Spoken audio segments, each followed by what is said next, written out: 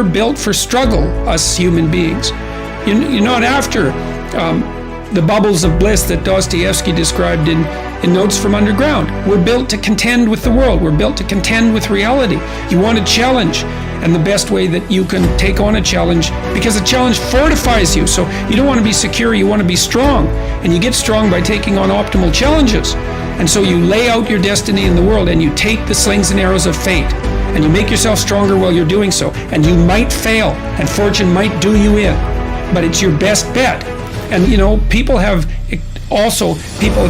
have extracted unbelievable successes out of catastrophic failures. And I'm not saying that in a naive way. I know perfectly well what happens to people. You're doing fine in life, and then you get cancer, and then 6 months later you're dead. And all the heroism in the world isn't going to save you at that point. But that's not the point. That's not the point. Life is bounded by mortality, but that doesn't mean that you don't get out there and contend, and you develop by contending, and you minimize the net amount of suffering in the world. And that's something, man. That's something to do. I said with Bill C-16 that I wouldn't speak the language of the radical leftists, because I don't think that language should define the game. But let's say it does.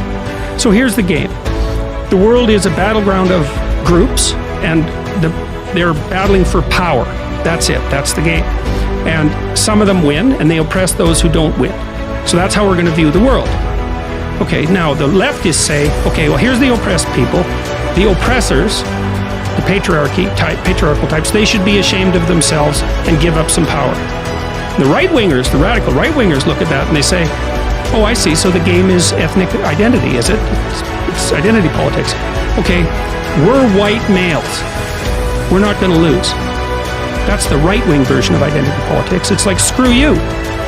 If we're going to divide into groups, if we're going to divide into tribes, and I'm in my tribe, I'm not going to get all guilty and lose. I'm going to get all cruel and win. And that's like, then you think, well, there's people in the middle. They're kind of looking back and forth. Which side of the identity politics spectrum am I going to fall in? Do I want to go with, do I want to be driven primarily by compassion, and am I going to accept guilt for my historical privilege? So that's one possibility. And then I'm the oppressor, I'm the member of the oppressor group. Or am I going to say, oh no, to hell with that, I'm just going to play to win? Well, then I'm going to go to the right. It's like, well, my sense is, how about we don't play either of those games? And the reason we shouldn't play them is, well, the Soviets played the left-wing game and killed who knows how many tens of millions of people. You can't even count it accurately. The estimates range from 20 to 100 million. Those are pretty big error bars. And the Maoists, maybe 100 million, certainly 60 million.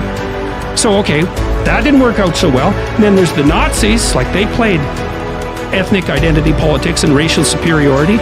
It's like, what, do we want to play that game?